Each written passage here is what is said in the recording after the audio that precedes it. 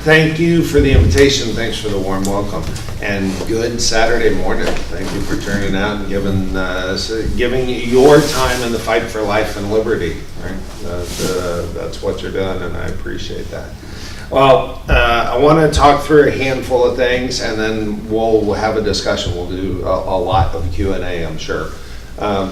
Some of this you may have heard, and so I'm going to go through this pretty quickly. Last year was a good and very bad year for the Republican Party of Texas, and you here in Williamson County felt a lot of that personally, and I'll talk through that in just a sec. On the good side, for the 12th consecutive election, the Republican Party of Texas maintained its victory streak of every single statewide elected office in Texas. That is a record in the country for domination of Republican Party over Democrat Party in the entire country. 12 elections in a row with 100% victory at every statewide office. That's not to be taken for granted. Yeah, that is a big deal. We had some good performance on fundraising, both in core operations for the party and in the victory effort, which is the general election effort where we raise money to help our general candidates against Democrats. We did in both those cases 65% higher than we had done in years, which is a big, big deal. But on the bad side, you guys saw some of this personally. We lost 2 congressional races. Now, our worst case scenario was actually 4. By the end of the election, we were pretty worried about Judge Carter, right here. Fortunately, we only lost 2 of those, and those 2 we lost, we would have lost back in 2016, except the Democrats didn't have anybody running in them in 2016. So they learned their lesson, and they made sure they had somebody running against every single congressman in Texas. And they not only won 2 of those seats, but they came very close in several others. In fact, right now, the Democrat National Congressional Committee has already announced that the 6 races that they came closest in Texas, are their top 6 targets in the entire country. And the reason is, in those 6 races, they only lost by 3 or 4 points. And so, and in a couple of them, they lost by even less than that. There's good reason for them to target those. And these are congressmen whose names you guys know, like Roger Williams and Michael McCall, Judge Carter. So they're coming after those seats. That's congressional level. Then we have the state senate level. We lost 2 state senators, 1 each in Dallas and Tarrant County. Thankfully, we picked up SC 19, which we won for the first time since Reconstruction. Heavily Hispanic district, goes from San Antonio to the border, matches up almost identically to Will Hurd's congressional district. That was a big victory for us to pull that off. But in 2020, we're going to be defending that, and you can bet they're coming after that along with some others. Then at the state rep level, we lost 12 seats on the state rep level. So instead of having a majority of 95, we now have a majority of 83.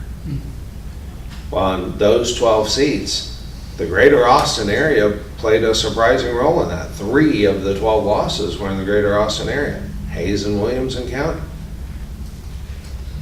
Now, fortunately, those losses were pretty tight, so we have a chance to try to win them back if we can get good candidates recruited for those, and we can do those. But it only takes 9 more seats to flip the Texas House. And we have 9 races in suburban areas in Texas where the margin of victory was 5 points or less. So the Democrats have a target-rich environment. 7 of those 9 races are all in the DFW Metroplex, and the other 2 in the Houston area. So we've got a chance to win some back in the Austin area, but we've got to defend things in DFW and Houston. And then, of course, we lost 31 Court of Appeal seats. And those 31 Court of Appeal seats include everybody who was running, the 4 members who were running from the 3rd Court of Appeals. And they had always been able to win because we had managed to keep the margin of vote count loss in Travis County just small enough that Williamson County and Hayes County could offset that loss. but then Williamson County and Hayes County went against us. And so we ended up losing those critical seats.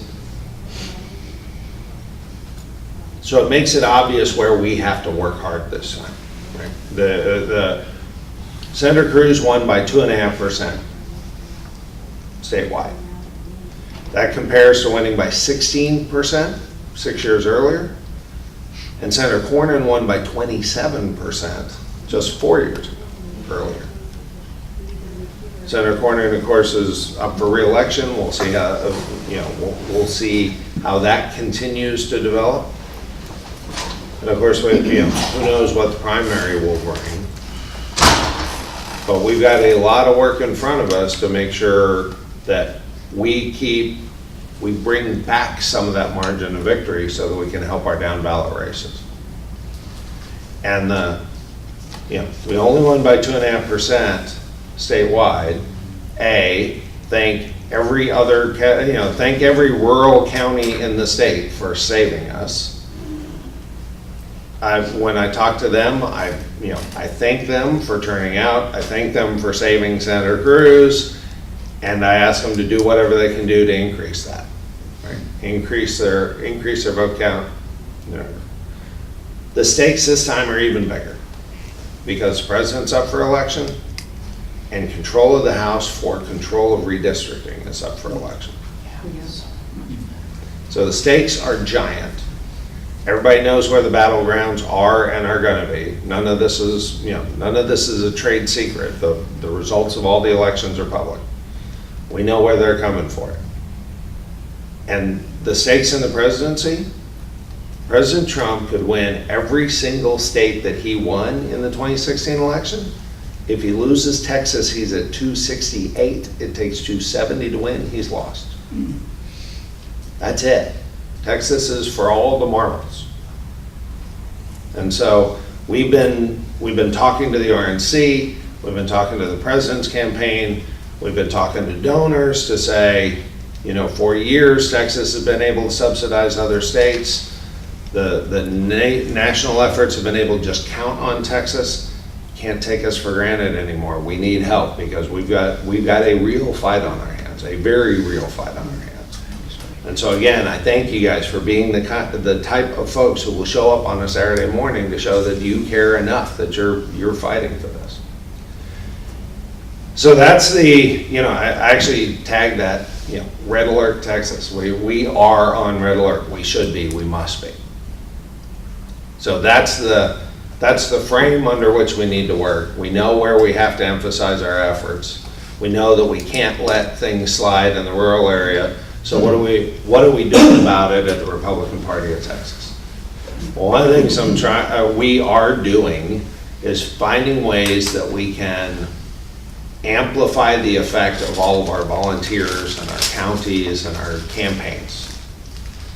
And so we've got a handful of things that we're doing to amplify those effects. First is that we have, actually let me take an even bigger step back. So what can you do this year to make it a positive effect for 2020? Well, one of the things I can tell you is we've studied the data, and it does not necessarily help to start talking to voters right now about issues that might be on the ballot next year.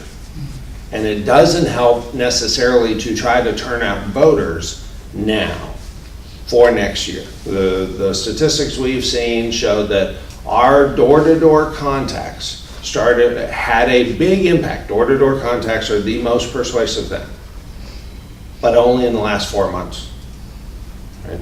Those of us who care deeply and realize the importance and the critical nature of politics and in today's world and how much we must fight and how much is at stake, and so that it's become an important thing that we're willing to commit time to and energy to right now, we're in the minority. That most people want to go about their lives and raise their kids and build their homes and build their careers, and God bless them. I wish more of us could do that, right? I wish government and politics wasn't as impactful as it is. But so contacting voters for turnout or ID is not that useful right now. What can you do? You can be recruiting good candidates to run in these races where we must challenge the Democrats.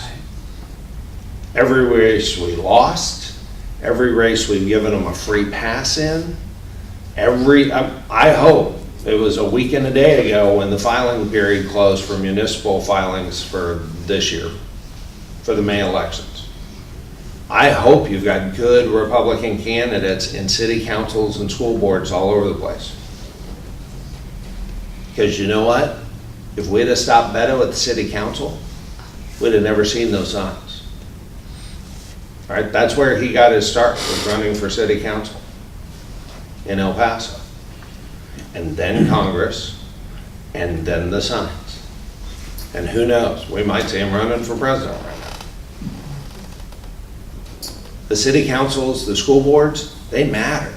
Not only that, that's where you get half your taxes in Texas, right? The state gets most of its funding from sales tax, but cities, municipalities, schools, that's our property tax. Schools alone are more than half our property tax. I hope you have good candidates in those school board and city council races, and I hope you're out working to help make sure the best candidates at that level win. Because that'll reduce some of the pressure between the states and the cities. That'll also build us a farm team so that we've got a chance to have somebody whose signs are all over the place because they came up through the city council. If the RNC, the TRC, the RPT. The RPT, John, I had the NRC on my. Sure, no worries. Are you proposing to support Republican candidates in local elections? Absolutely. We passed a bylaw change 2 years ago to allow that. Our position on it is, we believe in federalism and independent, responsibility and independent action. Our position is that we make the same elements available to any Republican candidate running for anything. So whether they're running for city council or they're running for US Senate, we have available GOP data center. We have available Advantage. We have available our voter registration tool. We have available our news alert system, right? So we have a lot of things we have available, and they're available to any of those candidates, Okay. right? So step one, right now, you could already be working in municipal races. Please do.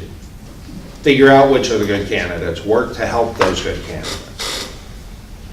In the non-municipal races, now's the time to be recruiting candidates and training them and getting them prepared and showing some support for them, helping them figure out what it's going to take for them to win that race.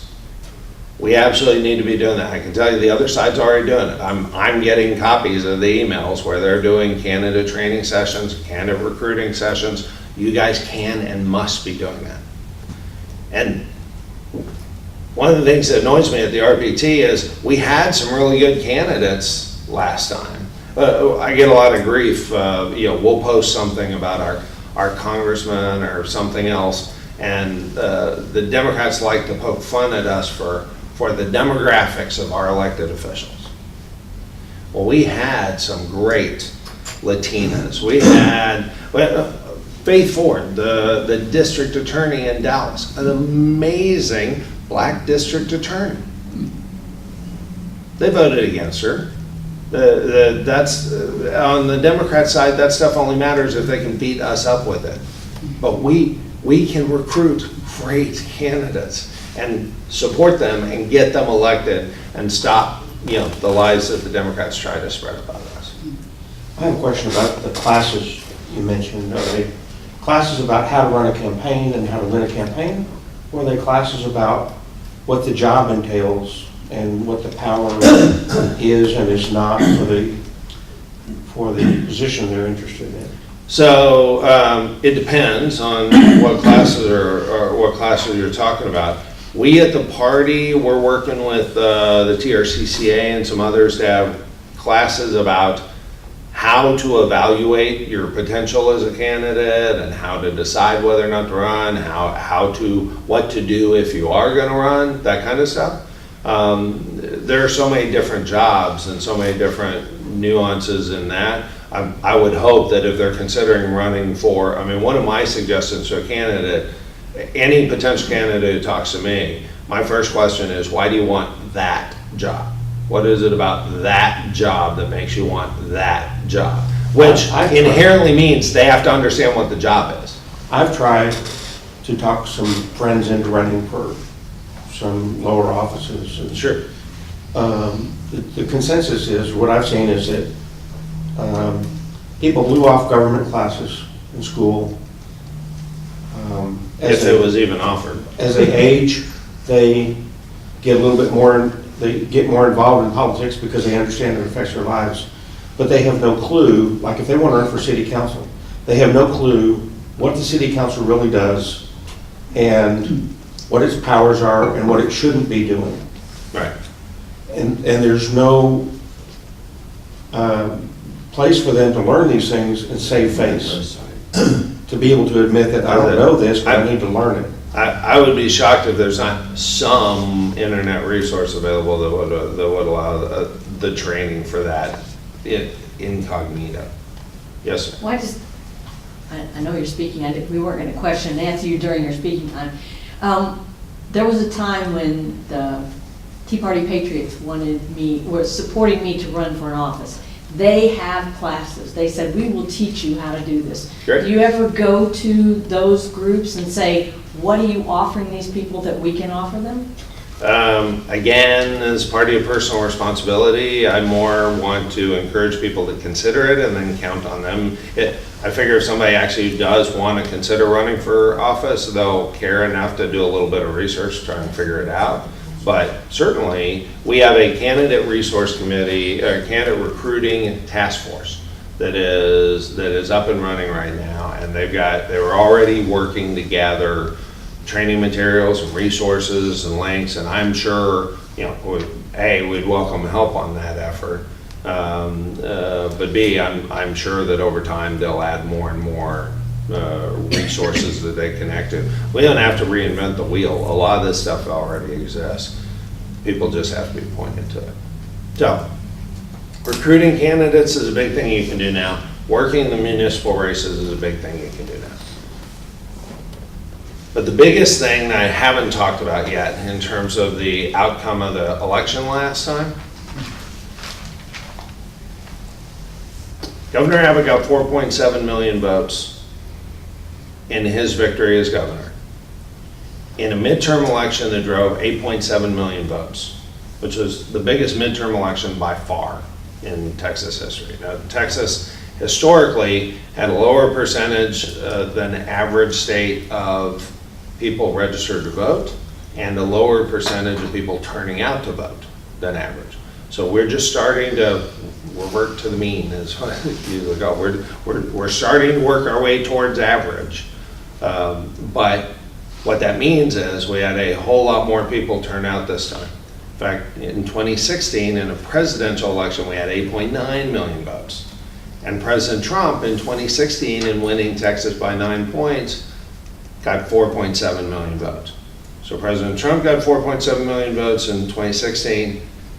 Governor Abbott got 4.7 million votes in 2018. The election was 8.9 million votes. The election was 8.7 million votes in the gubernatorial election. Our best projection is that we should expect 11.5 million votes in this next election. And that 2.5 million vote increase, 48% of that increase is going to come from DFW and the greater Houston area alone. And 66%, almost 2/3 of that 2.5 million vote increase is going to come from just 4 geographic areas: DFW, the greater Houston area, Bexar County, and the greater Austin area. Williamson County is right in the heart of one of the battlefields that we are going to be seeing this election. What that means, if we're looking at 2.5 million more voters, that means we need to add 1.3 million more Republicans to who turn out and vote this next time to make sure we maintain our dominance in Texas. And that's real growth, right? As a party, we want to grow. We want to have more people connect with us to move forward our shared priorities. And we do share the priorities. It's up to us to get that growth. Well, one of the things that has been happening, but we have not been intentional about, we have not been a major factor in, is registering new voters. So the third big thing you guys could be doing right now, talk to your neighbors, your family, your friends, anybody that you come in contact with. Are they registered to vote at their current address in Texas? And if not, let's get them registered to vote. If they share our priorities and we can work together to make Texas a better place, they can't vote. They can't do that with us if they can't vote, and they can't vote if they're not registered. So one of the things we've done at the RPT is make it easy to do that. I'm going to loop back to this in a second. How many of you have been deputy voter registrars before? Good. That's awesome. How many of you are deputy voter registrars right now? Okay, so y'all have been back for a training class in the last 6 weeks. Awesome. That was a trick question, because even if you were a deputy voter registrar in December, if you haven't had the class again since January 1, you're not a deputy voter registrar right now. You have to have had the class since January 1 of this year to be a deputy voter registrar for this cycle. And for those of you who are not already deputy voter registrars, and for anybody who's watching who's not already a deputy voter registrar, the way it works in Texas, you have to go to your tax assessor collector's website, you have to find out when they're having a training. Then you have to pick one that works for you, then you have to go to the training. The training is 3 hours-ish long. After you finish the training, then you get your number, then you're able to register people to vote. Then, to actually register people to vote, you have to go somewhere to find people who are not yet registered to vote. Go to an event, go to your church, go to the VFW, go somewhere. Find somebody who's not registered to vote. They fill out the form. You're not allowed by law to take the information off that form to use it to follow up with them or contact them. So if you want to follow up or contact with them, you need to get the information some other way. Have them give it to you before they give you the form or something like, or have them give you a business card or whatever. Then within 5 days, you are required by law within 5 days to turn that form into the tax assessor collector's office so they can get registered to vote. That's the voter registrar process. That's the voter registration process in Texas right now. What we have just offered, yes sir. We registered a whole lot of voters last year because going out and campaigning, Fantastic. but without being a voter registrar. We just stand there with them, they fill it out and watch and put it in their mailbox. Okay, that's a, yeah. So you didn't actually register them to vote. You handed them the mail-in card. They filled out the mail-in card and they hopefully sent in the mail-in card. Well, hopefully a lot of them just went straight to their mailbox. That's awesome. That's great. That is another way to try to increase the number of people who have registered to vote. In fact, I know in Houston a few years ago, about 12 years ago, they did an effort where they had hangers that just had, you know, pictures of a couple of the local elected officials and one of those mail-in cards. And so people could just fill out the form and mail in the form. Because it has to be mailed in. It's got to have a hand signature and it's got to be mailed in. We at the RPT are offering another option if you aren't prepared with one of those mail-in cards that you can just give them and let them mail it in separately. We have set up a new system where if you just tell someone and you just have them send a text to the number 72,000 of TX vote. just one word, TX vote, doesn't matter whether it's capitalized or not, TxVote. If they will text the word TX vote to 72,000, then we will ask them for their name and address, and we will have that card mailed to them. Or if they'd rather do it faster, we'll give them the link where they can fill out the form online, and then they can fill out the form online, print it, sign it, mail it in. They don't have to wait for it to get mailed to them. And so that's one of the other really nice things about that process is it gets the person who's applying, it gets their information in the system so that we can follow up to make sure they actually got registered. How many of you served as election clerks or judges? I was hoping so, I thought so. I've had the privilege of doing that. How many of you, like me, was sitting there as an election clerk or judge when somebody came in and they thought they were registered to vote and they weren't? Yeah. Not many. Yeah. Happens every single election. So because of that, one of the things we're going to do is people who use the system, we will follow up to make sure they get successfully registered to vote. It doesn't get lost in the system anywhere, doesn't get dropped in the handout between the DMV and the office or anything, which we see a lot. Here's another problem or challenge to try and figure out maybe a solution is that when we were out door-to-door knocking last year, we were targeting specific things off the voter registration. And about 3 or 4% of the people we talked to didn't know they were registered. That's interesting. Well, there's no downside to being registered, so I'm not sure I'd be worried Well, the about thing is, it. they don't go vote when they think they're not registered. Well, there's that, yeah, I mean, that is a downside, you're right. Odds are those were people who registered when they did their driver's license, and they forgot that was even part of it, yeah, you're right.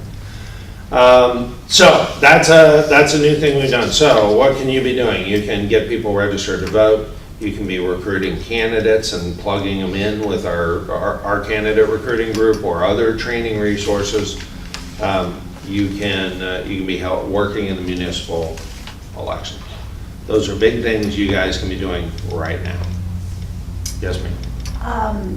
Did you know that the GOP database, we had access to it last year and we used it and all of a sudden it's disappeared, we can't get in it? Yeah, it's just like deputy voter registration. It all shuts down at the end of an election year. So all you have to do is send an email to GOP.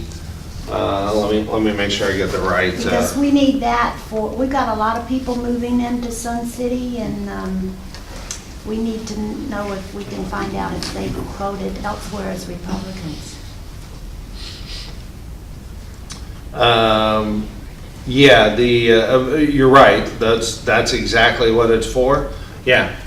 Send an email to gopdata@texasgop.org, and you can get your activation. You can get reactivated or newly signed up as applicable. Okay. Yeah. So, and in fact, so I've talked about what you guys can do, what all have we been doing, in recognition of the fact that we've got a big fight on our hands, we've got a big challenge this cycle. One of the things we've done is we hired a political director at the earliest stage we'd ever done. That's Stephen Wong, who was the RNC's state director during the last cycle. And he has been on since December 1, earliest we could possibly do it, and earlier by a mile than we had ever had one before. Under him, we have our data analyst, which is Derek Ryan from Ryan Data. If the professional geeks in the field have heard of him and know what he does. He's the one who helped us figure out the 11.5 million votes as our target. And by the way, your county chairs in every county are going to get the exact target for your county. So we will have the target for Williamson County of how much we need to increase, how much of the 1.3 million we need to grow, how much of it needs to come from Williamson County. And that's not just, an average, and it's not just by population, it's by growth. Right? So we've got him on board already. Then we have our data coordinator, his name is Keith Kaze, which is why you send the email to GOP data at texasgop.org. But he will be the one to make sure you guys can get signed up and use the system, do all that. And we already have people out in the field. We already have people up in the Metroplex, and we're working right now to hire folks for the Houston area, Bexar County, and the greater Austin area, which will include Hayes and Williamson counties. So we are going to have people in the field. The proposal I pitched to the RNC for them to help us with is that we would get to 50 field staff by the end of this year, which will be 4.5 times what we had last cycle. But we must, because this time, Governor Abbott's team last time had grown to 140 people across the state, and those people weren't just helping Governor Abbott get elected, they were also here trying to help Cynthia Flores and Tony Dale. And it wasn't enough to save those races, but it was a heck of a lot better than not having them here. And now we're not going to. So we need to fill that space now. We at the RPT need to fill that space. And that's what we're working on right now. So I hope, we have big challenges. There are things you can be doing. Please start doing them. And there's a lot we're doing to try and make things as effective and be as much of a force multiplier as we possibly can, because we've got a big battle ahead of us. And last thing I didn't mention, if you all are not already getting it, you should absolutely sign up for our rapid response newsletter. You do that by texting TX News to 72,000. So just whip out your phone and text to 72,000, text TX News, TXNEWS. Yes, ma'am? If you don't have that kind of phone. Actually, it'll work on any phone, even a flip phone. If you have SMS, it'll. I have to use my computer. Oh, okay. Then send me an email and I'll send you the link. You can skip forward in the process. I'll get you a different step of it.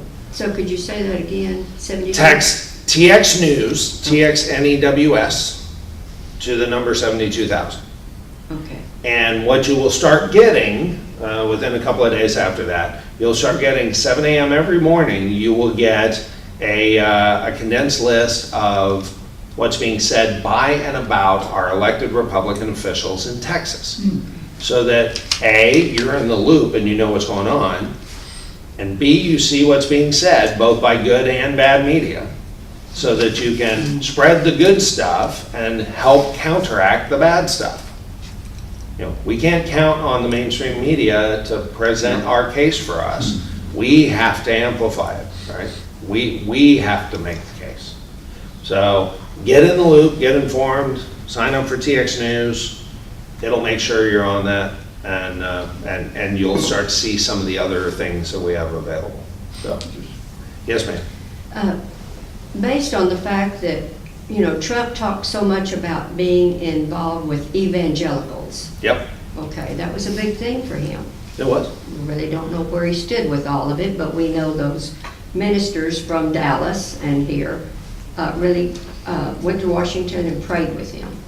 What about preachers? What about ministers in these churches here, especially where some of the critical things are at stake, like pro-life, Planned Parenthood? Yep.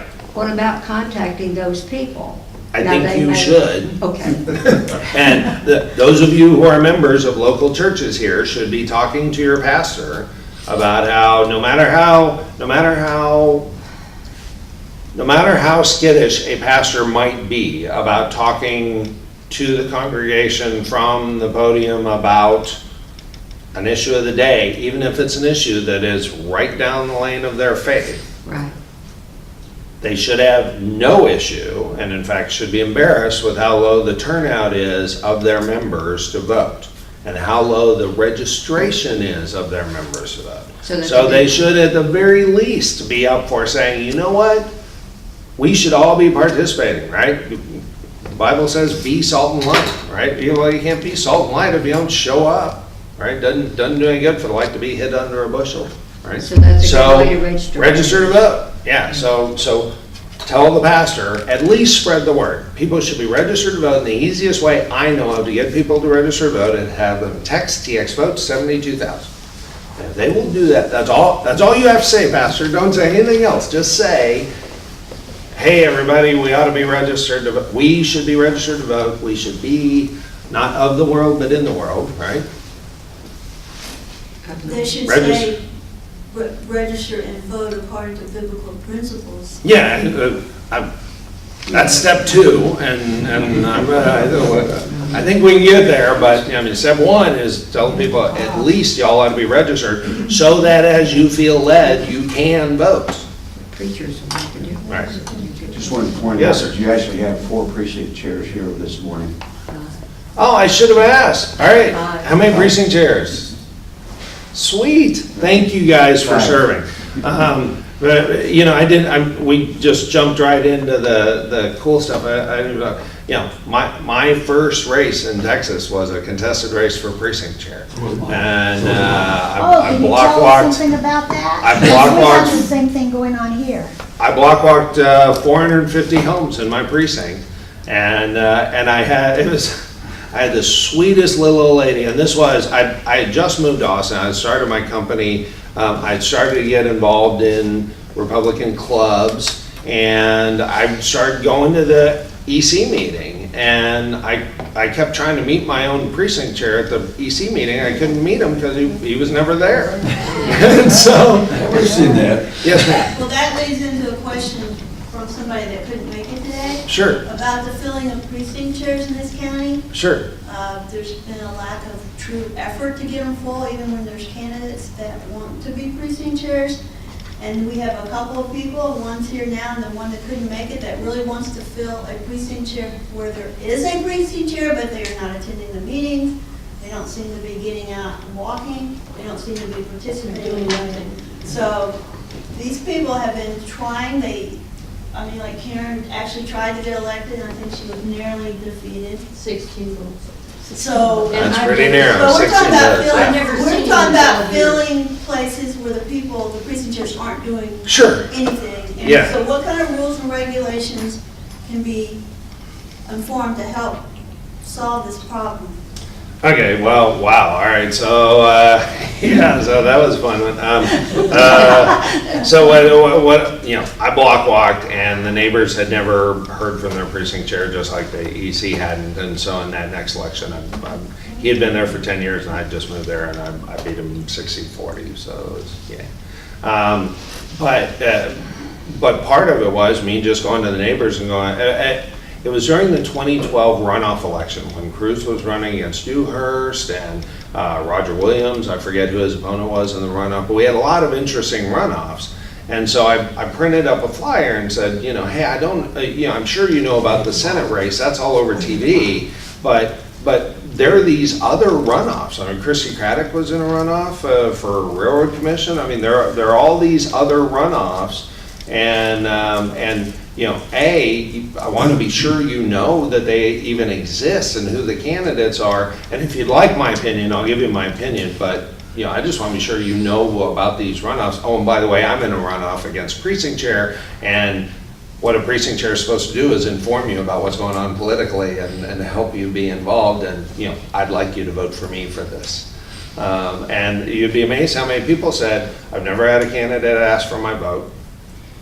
I had no clue if there even was a precinct chair, much less what it did, right? You know, I mean, just people have lives to live, and God bless them. I'm glad they do.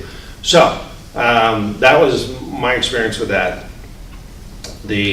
As far as what the rules and regulations are, so the way the law currently works, and there's some effort afoot to change it, but the way the law currently works, and these are 30, 40-year-old laws from a Democrats-controlled Texas, right?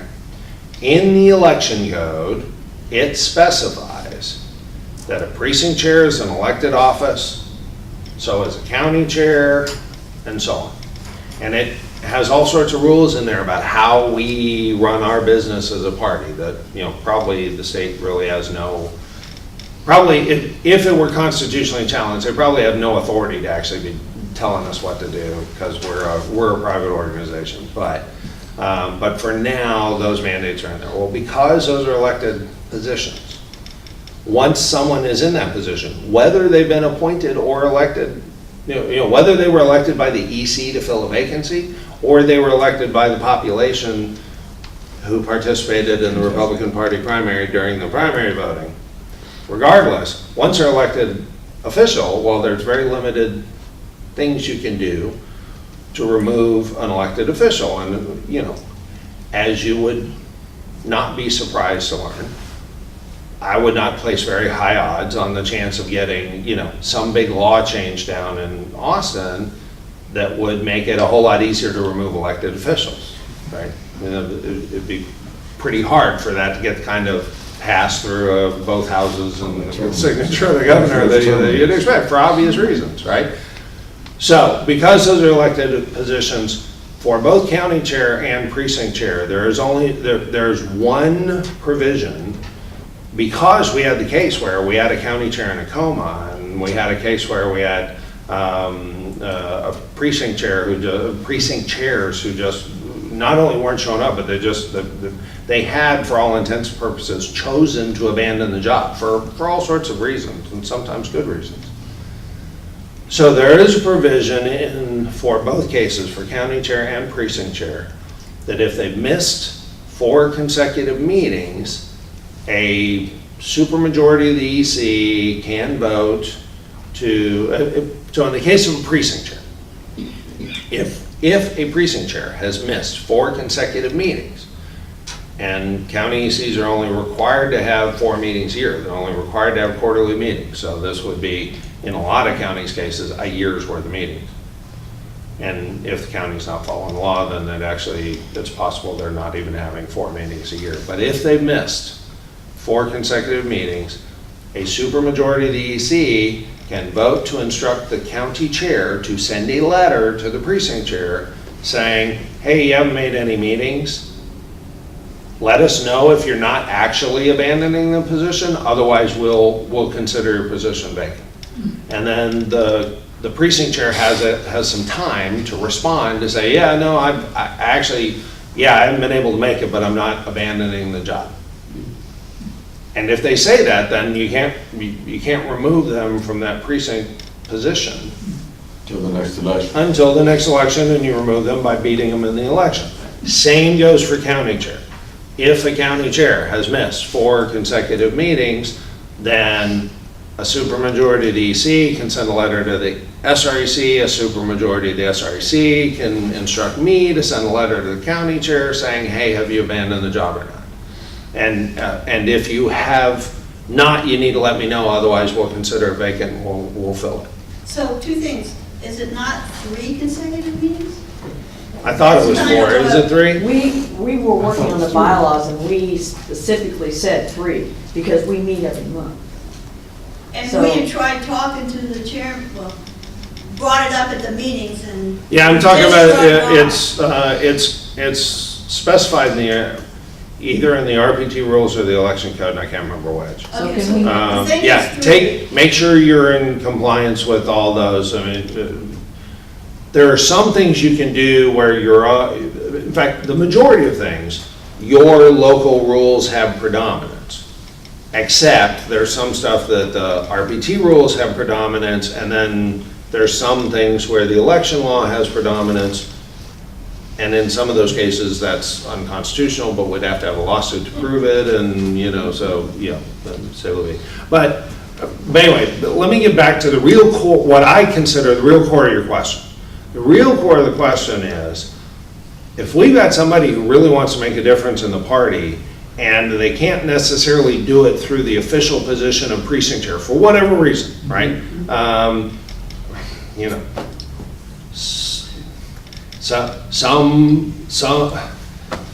Somebody's, ex-husband's new wife is now the precinct chair, right? And they hate each other, right? I mean, just whatever scenario is, it's Hatfields and McCoys, and they both live in the same precinct, right? I mean, they're not going to work together. There's nothing stopping anybody from doing the work that a precinct chair should be doing. You don't have to have the title. You can't vote at the EC, you wouldn't have the authority of that, but you could be signed up for GOP Data Center. You could and should be spreading good information to your community. You could be getting people registered to vote. You could be block walking. There's nothing to stop just random volunteer X from having a giant impact on a precinct, whether or not they have the precinct chair title or not.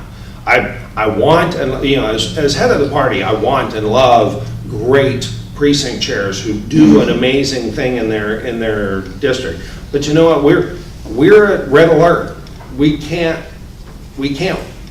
let anyone who's in any position who's not all in and not helping us make a difference stop us from doing the difference we have to do, right? From making the difference we have to make. Okay, so it's kind of like the Ruth Ginsburg effect, where as long as you just respond, I'm doing my job, you can't get them out. Right. Other elections. That's absolutely true. Yeah. Okay. But the core point I'm getting at is just because somebody's in a job and not doing a great job there should not stop us from doing what we need to do. Right, I didn't know they could get access to the GOP. Absolutely. But how do we figure out what the precedence is of these laws and rules? You should have a parliamentarian help you with that. So, and every county should have a good parliamentarian. If not, I don't want to overpromise my parliamentarian, but he's good at giving good counsel when he can.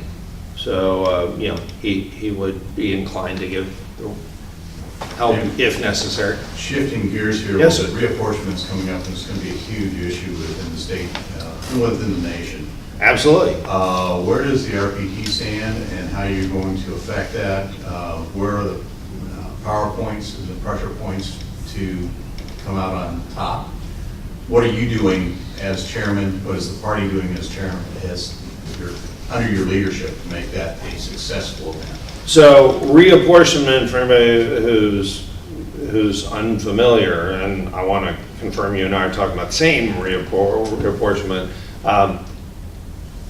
According to the Constitution, there's a census done every 10 years. After the census, they have to, according to our Constitution, there are 435 representatives. Those 435 representatives get divided up among the states by population.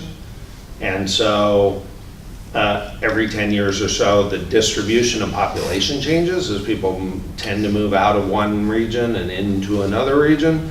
And so, for example, everyone expects that California, for its first time since becoming a state, is actually going to lose a congressman and drop down one in their number of congressmen. There are a couple other states that are expected to lose one. New York probably is expected to lose one. There are a handful of others. Illinois will probably lose one. And as those lose, others will gain.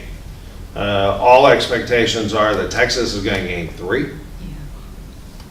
That makes sense given the kind of growth we've seen over the last 10 years, especially the kind of growth compared to everybody else's growth.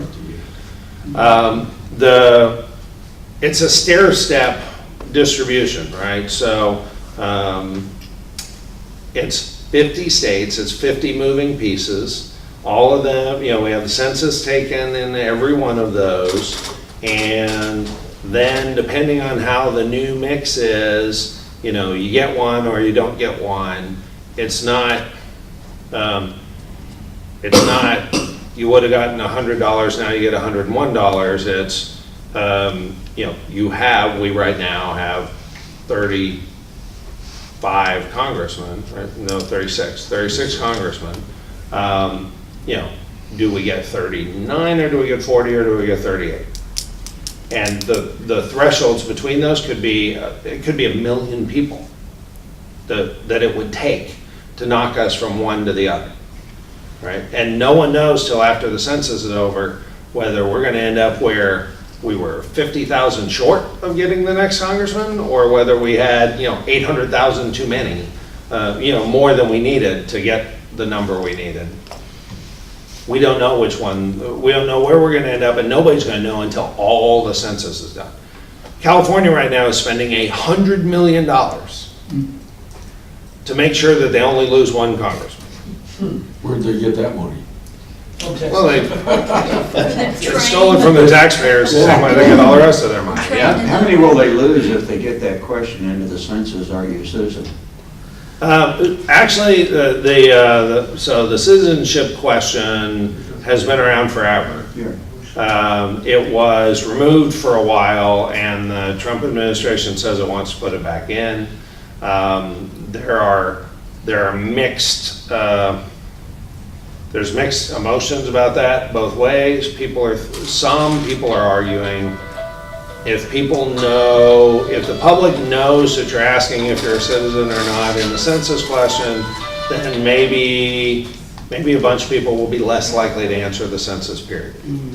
And if fewer people get counted in a given state, then that means fewer congressmen for that state. Or it might not, depending on whether they hit that threshold or not. I had a reporter ask me last week whether I thought, Texas should be spending a whole lot of taxpayer money to try to make absolutely sure that we get 3 instead of 2 or 3 instead of 4. And my answer is, of course, no. As conservatives, it should not be our position, and there's certainly nowhere in our platform that I saw. So it's certainly not my official position because it's not in the platform. It should not be our effort to try to game the system to try to gain 1 or more seats. California's going to lose 1. We're going to gain 3. The odds that is like 95% likely to happen. And the amount of money and effort we would have to spend to try to make sure that everyone who could possibly, the only way you inflate your numbers in a census is you get people who would have not returned the census to return the census. That's how you do it. Well, I'm not convinced that there are enough Texans or enough residents in Texas who are scared or reluctant to return the census that it's worth spending more taxpayer money to try to make sure we get enough of them to answer the census that we get more taxpayer money. So didn't sound like that's the answer you were looking for, but that's my take on it. I think, one of the issues coming up is that Mr. Carter is putting his campaign together for the 2022. He wants to be there for the redistricting, and his statement. Redistricting happened in the state tax. I know, and that's the point I'm trying to make. I was going to say, so a congressman running, it doesn't really matter. What I'm saying though, His whole stick at this point is you got to get reelected to influence the reapportionment. And that's why I wanted to ask you what the state is doing about it. Are you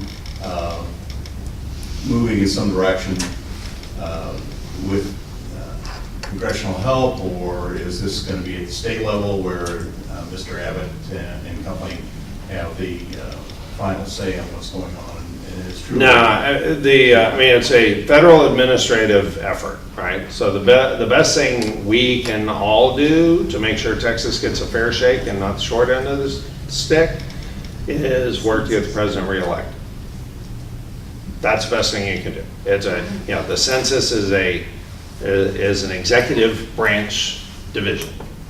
And so, and it's full of a lot of career statisticians who take very seriously the need to ask the right question the right way to make sure things stay apples to apples, that you're not distorting the numbers in any way. We just need to be sure that stays under Republican control so it doesn't get politicized the way the IRS was politicized. It doesn't get politicized the way the Justice Department was politicized. We need to be sure that we maintain control of it. So the best thing we can do is make sure we get the president reelected. Yes, sir? I've got a question on voting machines. Yeah, voting machines. Yeah. Okay. There's been a big push around the state to get voting machines that basically track the actual votes. In other words, paper trails. Right. Do you know where we stand on that? And Where we because the stand county- in terms of process, I know there's some asks for not federal funds, for some state funds in this budget to help some of that happen. A lot of the counties are at end of life on their machines anyway. I mean, a lot of you were election clerks and judges, as I was. I mean, man, the Travis County machines, I mean, those suckers are old. And the county commissioners court had already decided to buy new and better machines that could provide better tracking and a bunch of other stuff. So, a bunch of other benefits. I have not been watching closely where, what bills are in the State House right now on that front, but Senator Hall has one that requires paper audit trail. yeah. I'm not surprised about that, and I believe that bill aligns with our Senator platform. Huffman killed it in the last legislature.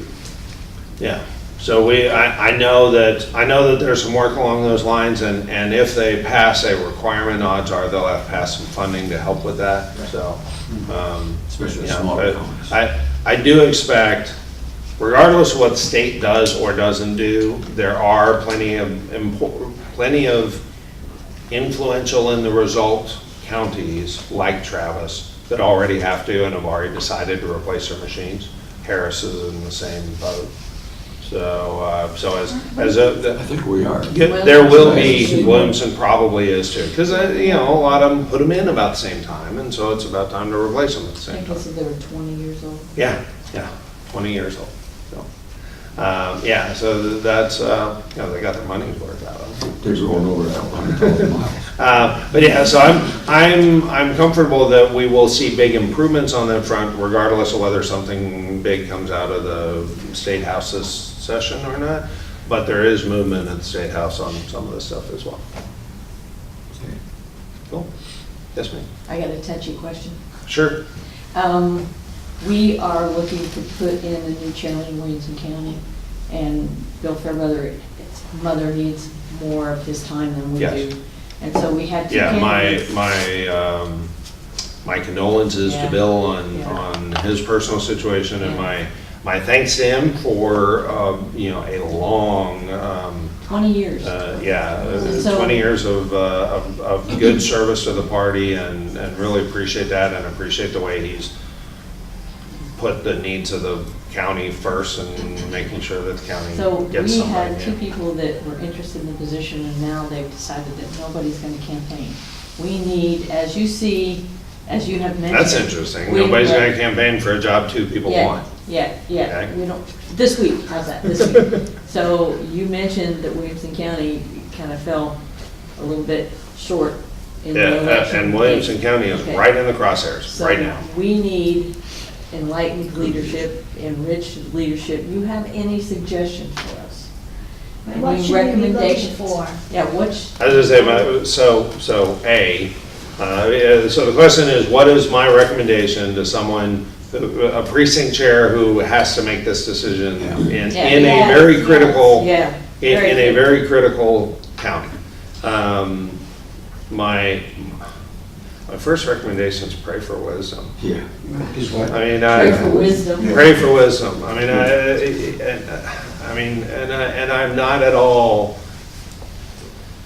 That is a very heartfelt answer, right? So, do that. Consider that done. Okay, Yeah. we've all So, discussed this and We're said, a really what do big we kimchi do? here. Yeah. What are the characteristics that I have seen in effective county chairs? There. Okay. Well, I'm just going to back it up to the 50,000 foot level and say the characteristics I have seen in effective county chairs. One, they are welcoming and open and find a way to put anyone who wants to help to work in a productive manner. Right? So if you have a candidate for chair, right? I mean, the job of chair is the whole reason we have a U.S. president is because it meant presiding officer. It wasn't supposed to mean, it was the literal opposite. It was the most modest thing they could find, right? Presiding. Same thing goes for chair. The job of chair is to make the meeting run well, to make the group run well. So the best chairs are those who find ways to make the group run well. And some of that is finding a way to make sure that that square peg that every county has. In fact, most counties have a few more than one. You had one for a while. Right, I've had a few, yeah. That those square pegs have some square hole they can fit in where they can make a productive difference and be useful and be helpful to the whole. Nobody's perfect, you know, things don't always work out the way we hope, you know, no one's gonna have, me included, me especially, we're not gonna have an unblemished track record of this. But the more you see that tendency, the more somebody is, the more you see a candidate for chair who has been receptive to a new idea, to a new person, to somebody. I mean, I used to have people come up to me and go, well, we can't have that person here, they used to be a Democrat. Well, okay, A, how are we gonna grow the party if we don't bring over people who used to be Democrats? And B, you know, have you never heard of Ronald Reagan and Rick Perry and Phil Gramm? I mean, those guys all used to be Democrats, right? But They were young ones. yeah, exactly. They too were young and foolish ones, yeah. You know, but the attitude of I want more people, I want to grow, I want to find a way for you to be able to help us be better, that's probably the most critical thing. Because if you've got that, then the next most critical thing is you got to keep the doors open. And keeping the doors open means you have to be able to fundraise.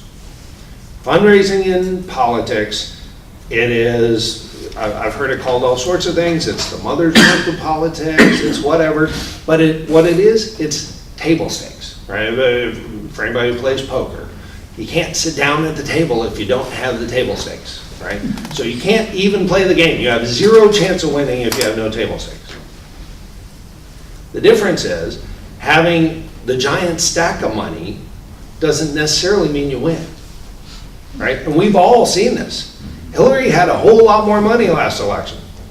See what good that's doing her, right? She didn't know how to play the game. Yeah, we got a House rep who lost his re-election race and his bank account's got a whole lot of money in it.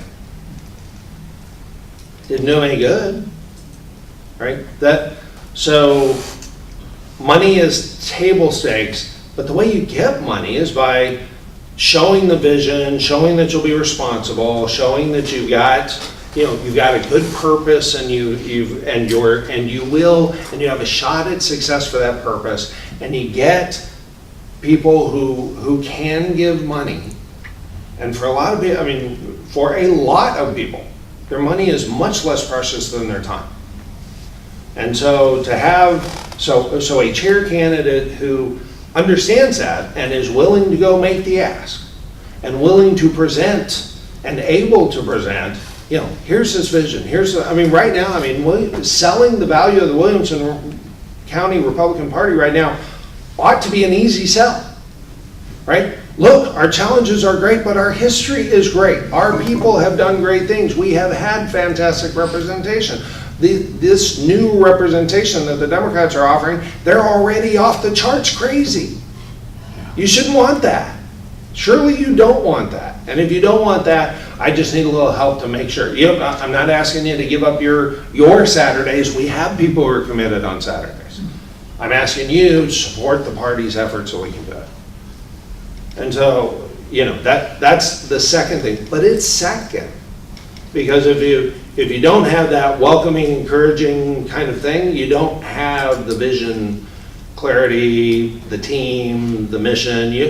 You're not sending off the right vibe that will mean the best success you can have, right? So, and really, that's the two biggest things as for that I have seen that have made a big difference between the most successful chairs I've seen and the least successful chairs I've seen. The least successful chairs I've seen have a very specific vision of exactly how stuff must go, and a pretty bad case of not invented here syndrome, right? Where if it didn't come from that very specific, and that has nothing to do, I mean, I'm not talking, that has nothing to do with a party ideology. I mean, I've seen really successful, really moderate chairs and really successful, really conservative chairs, and it had nothing to do with their ideology. Because in the role of chair, you're not the one setting the ideology, right? You're not. If you're a good chair, and I said this during my campaign, in the last race I had, my opponent was like, well, I'm going to do this, this, and this, and this. And my response was, I'm going to do what the delegates decide, because that's not the job of the chair. Right? And some people get nervous about that, because they think, well, in reality, he's got a whole mission. And, he actually has one, he just doesn't want to tell us. But no, the job of the chair, again, is to make the body effective. So that's my thing on chair. I hope that's helpful. And man, I will be joining you. I have been praying for Bill and his family. I will be joining you in prayer that you guys in prayer that for the Tuesday night that you guys. Now, if we're gonna do the election in the April EC meeting. Right. Will the new guy take over immediately? Yeah. Can you send somebody down to wish Bill good luck, because he'll probably be there. Oh, I'd love that. So that's the April meeting? Yeah. Do you know, I The mean, last- is it the last- third Tuesday, last The Tuesday? last Tuesday, but April we'll let you know where it is. I was just saying, it better not be April 9th. That's the only day in No. April I know for sure I can't make anything. Not the 9th. That's what I thought, It's the email. it's the last Tuesday. He had to move it. He had to move it That's what because the of email something. said. He said the secretary's anniversary or something like that was going on. Oh, was that this one? Was that this one that got moved? Okay, anyway. Regardless, I know for sure if it's April 9th, I can't make it. If it's any other April, but I think April 9th is a Wednesday anyway, so I'm not sure. Yeah, I don't think it's 9th. But anyway, certainly, I intend to see Bill at least a couple of times. Probably the 30th. 30th of The last April? Tuesday is 30th. Yeah, as far as I know, that ought to work. Please give me an invitation, and we'll, but by email. Give me the invitation by email, I'll get it to my scheduler, and we'll figure out where to I mean, go. he's been around 20 years. Oh, yeah, no, I have a lot of respect. I worked with Bill on the Legislative Priorities Committee for TRCCA when we were both county chairs. And obviously, as county chairs here in Williamson and Travis, I mean, right, neighbors. Yeah. There were a lot of times I went to him for advice, and there were sponsorships we worked together on for the Asian Republican group and some other things. So, yeah, there's a lot of stuff. I have a lot of respect for Bill. And there are so many Saturdays or weekends were really tough on him, because he was having to go up to. He had to try to set up 2 or 3 different places sometimes on the weekend. Yeah. So anyway, I will certainly be there if I can. Thanks for. That's a formal letting me know about that. invitation. Yes, ma'am. Last night, we had a Sun City Republicans Club meeting, and one of the ladies came up to me, and this is for the national scale. She asked me if the Republicans had some kind of rule that independents can't vote in their primaries. I said, well, that's not appropriate for Texas anyway, because we don't have independents. Right. As a So, formal registration. yeah, we get a lot of questions about this, and I know there's some things under consideration. In Texas, we have open primaries. That kind of thing is decided by state. So if she lives here now, then she gets to decide, and we all do. Every cycle, we get to decide: do we want to be Republicans, or do we want to be Democrats, or do we want to be neither? And so every primary, you get to decide: am I going to go vote in the Republican primary? Am I going to go vote in the Democrat primary? Am I going to not vote in either primary? And In Texas, that's the way it works. Everybody just does it. Well, I assume you go to meetings where everyone's there from each state, the chairs. Yeah, I go to quarterly She was RNC telling me that meetings. in Oklahoma, the Democrats allow their people, independents, to vote in their primaries, but the Republicans don't. And I. That would be a state decision. Yeah, but you have to have a registration to be able to see who's Right. what. Yeah, so that would be a state decision on both sections. The state decided people registering to vote have to declare. Uh-huh. So some people declare Democrat, some declare independent, some declare Republican. And then the party decides who gets to vote in our primary.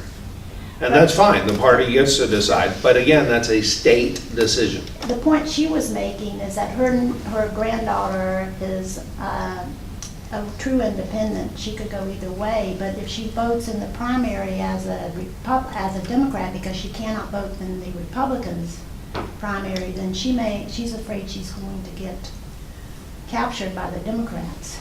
I understand that fear, and that's a good question. You know, on the flip side, a whole lot of people argue that it's not wise to let people who aren't willing to say they're Republican pick who represents the Republican Party in the general election. The Democrats will come in and change the election.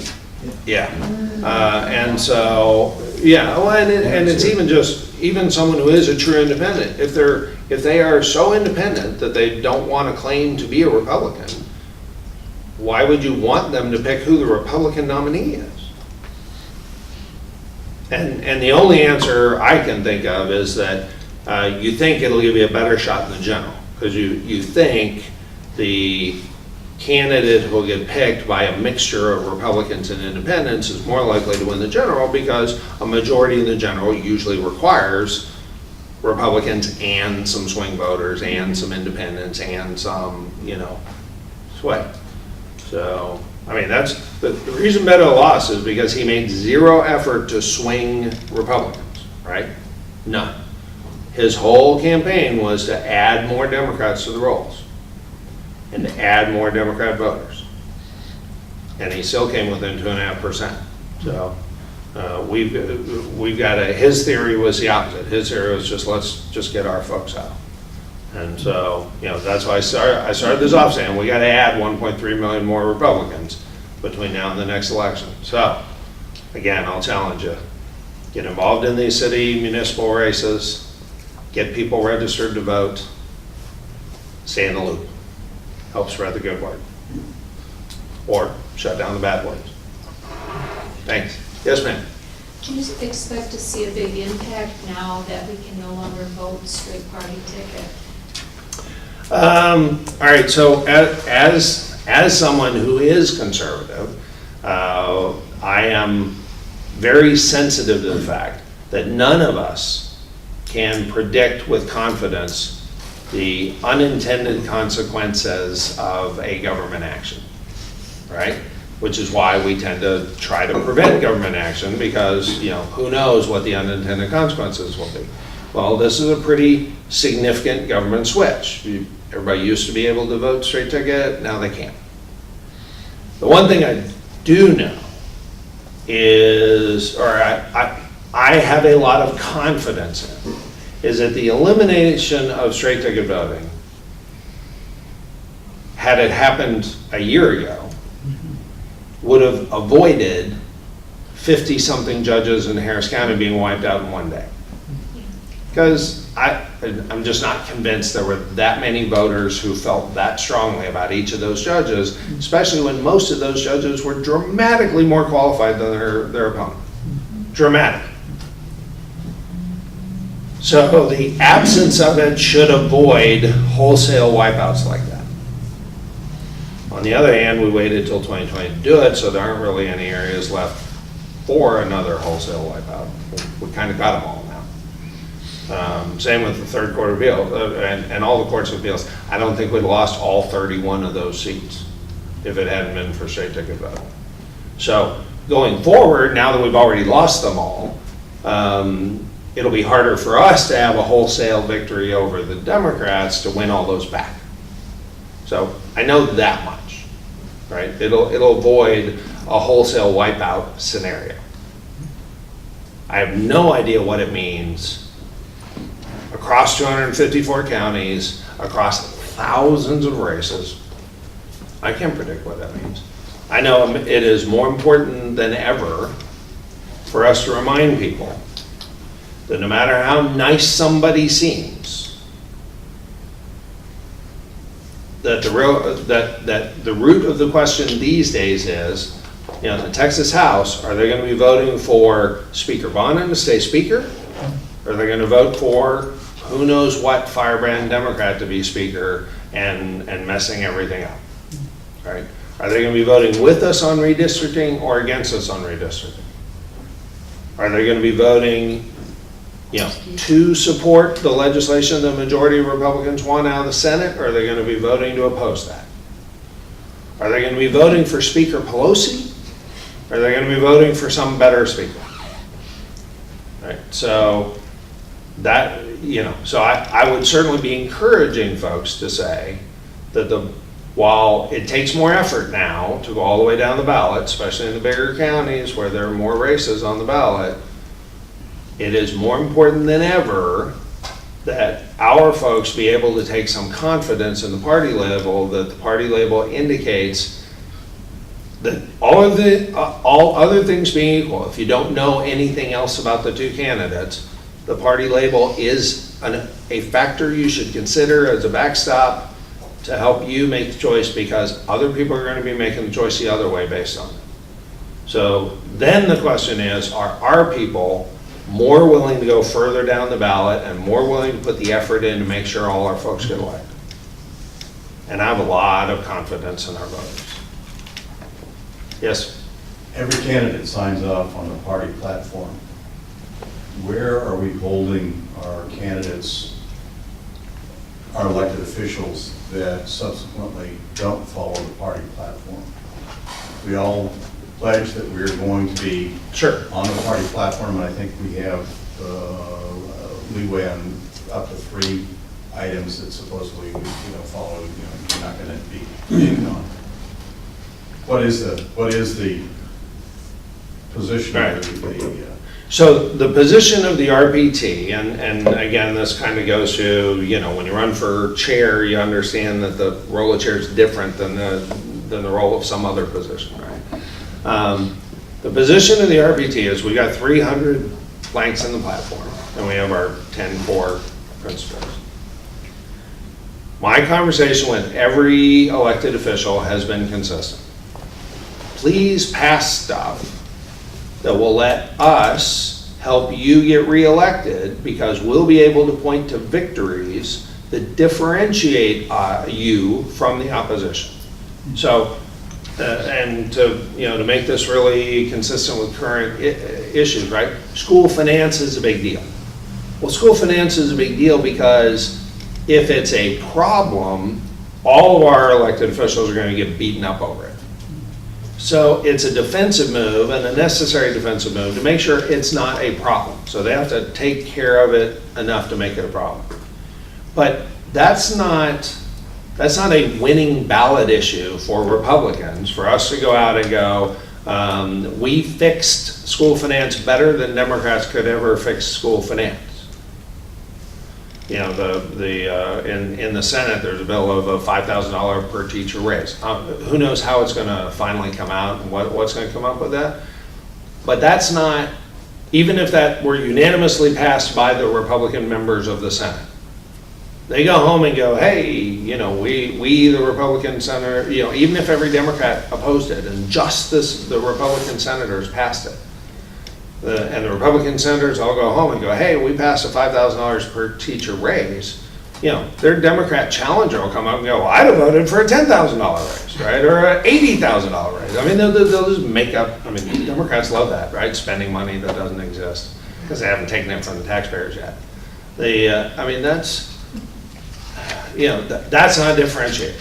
So we need different points of differentiation, and the platform provides a whole lot of great points for differentiation. So the position of the RPT is, there's 300 items in there. Surely every one of our elected officials has a whole bunch of them that they love and agree with wholeheartedly and could support. Anytime they have a bill that fits one of those things, we'll use the stat alert. Anybody's not, if you go to texasgop.org/STAT, S-T-A-T, the Strategic Texas Activist Team, we can get you in the loop on our legislative priorities and bills that are coming up on the legislative priorities. You run down there, you file, and you offer testimony on it. It really does matter. It really does make an impact. We will gladly help them get that stuff passed.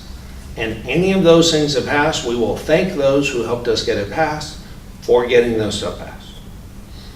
There are plenty of other people, including 100% of the Democrats, who will gladly beat them up over all the other stuff. But at the RPT, our deal is to focus on the positive, focus on what they did do that we asked them to do, and we then leave it at that. There are plenty of other people who beat them up over the other stuff. But that's our official position. Yes, sir. At some point, do you tell someone they shouldn't run as a Republican again? I don't. You guys did a censure last year, right? We did. A couple of them. Yeah, and that was not done lightly, and that process requires super majorities at multiple levels for good reason. That should be by far the exception, not the rule, right? And you know, I certainly hope we absolutely are a Big Ten party, right? We are more open and receptive than the Democrats are, right? Just ask, if you could ever find one, just ask a pro-life Democrat, right? There may be some, but they can't say it. Right. I mean, they literally cannot say it. So we are more willing to accept debate. We are more willing to, we're the ones who believe in freedom, right? We are, I don't even like, they're the leftists. I don't even call them liberal because it's not liberal. They are very illiberal. In everything they do, they are illiberal. They will drum you out of your job. They will drum you out of, they will not tolerate anything they call intolerance, right? That's not us. So no, you know, I won't say you're not welcome in the Republican Party. But we are being crystal clear on what we believe in as a party. And I'm confident, as I look at it, I'm confident that, you know, if there is someone who is an elected Republican in Texas who can't get comfortable with the majority of our platform, I can't picture who that would be. So, and I certainly wouldn't, I wouldn't be the one to have that conversation. Like I said, there are plenty of other people who do that. Oh, thank you guys for having me. God bless you. God bless you.